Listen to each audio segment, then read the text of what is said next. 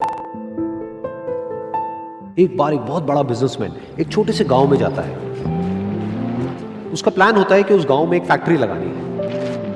वो एक ऐसी जगह तक पहुंच जाता है जहां पर उसके सामने नदी होती है और उसके सामने गांव होता है। अब उसके पास में दो ऑप्शंस होते हैं। एक कि वो सड़क के रास्ते से घूम करके उस गांव तक पहुंचे, जिसमें करीब करीब 8 घंटे लगेंगे, क्योंकि डायरेक्ट कोई रास्ता नहीं है वहां तक पहुंचने का। दूसरा कि सिर्फ 20 मिनट में एक नाव में बैठ करके उस नदी को पार करके उस गांव तक पहुंच जाए।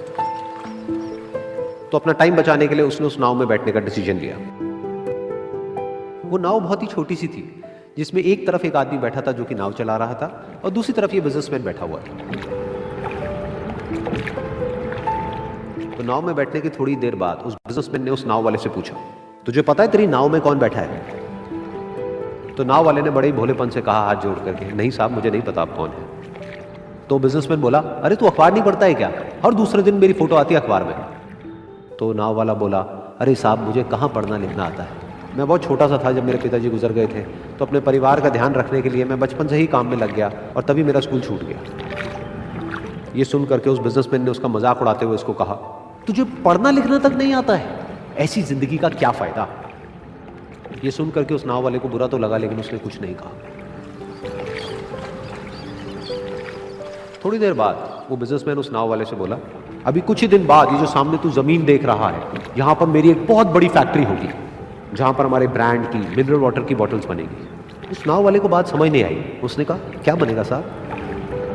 तो बिजनेसमैन थोड़ा सा इरिटेट होकर के बोला कि हमारे यहाँ पर पानी की बोतलें बनेंगी जो तेरे गांव में नहीं बिकेगी लेकिन शहरों में बहुत बिकती है। अरे कभी तू शहर गया होगा तो तूने देखी होगी पानी की बोतलें रखी होती है दुकानों पर।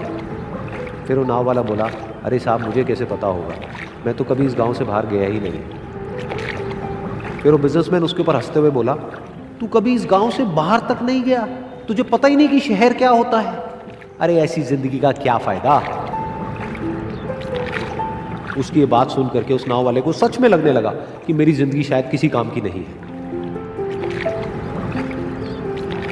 अपनी सोच की वजह से उसका नाव से ध्यान हटा और तभी नाव की टक्कर हो गई एक बड़े से पत्थर से, जिसकी वजह से नाव में पानी भरने लगा और नाव डूबने लगी।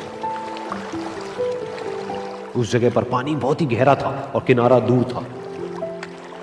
नाव वाले को समझ आ गया कि अब इस नाव को बचाने का कोई तरीका नहीं है और वो अपनी जान बचाने के लिए नदी में छलांग मारने ही वाला था। तभी उसने उस बिजनेसमैन से पूछा, साहब आपको तैरना तो आता है ना? तो बिजनेसमैन घबरा करके बोला, ऐसा क्यों पूछ रहे हो, मुझे तैरना नहीं आता है। उसकी ये बात सुन करके नाव वाले को हंसी आ गई और वो बोला, अरे साहब आपको तैरना तक नहीं आता, ऐसी जिंदगी का क्या फायदा? ये सुन करके उस बिजनेसमैन को अपनी गलती का एहसास हुआ और वो हाथ जोड़ करके उस नाव वाले से बोला, तुम जो कहोगे मैं तुम्हें दूंगा, बस मेरी जान बचा लो। तो उस नाव वाले ने बोला, अरे साहब आप घबराओ नहीं, मुझे सिर्फ तैरना नहीं आता है, मुझे डूबते हुए लोगों को बचाना भी आता है। आप मुझे कस के पकड़ लो, मैं आपको कुछ नहीं होने दूंगा।